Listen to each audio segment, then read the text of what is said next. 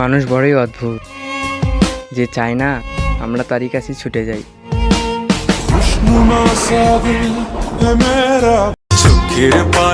তোমাকে পাওয়ার তীব্র ইচ্ছা ছিল আমার, তোমাকে আর পাওয়া হলো না, তাই হয়তো আমার প্রেমের গান তোমাকে আর শোনানো হইল না।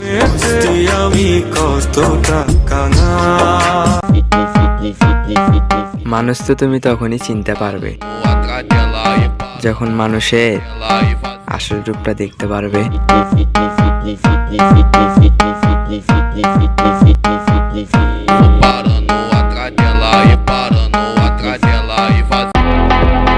খোলা মাঠের দোকান সবারই চোখে পড়ে, তাই বলি আপু, যেহেতু সবার চোখেই পড়ে, তাহলে তুমি তোমার দোকানের যত্ন নিও, কারণ দোকানে জং ধরে গেলে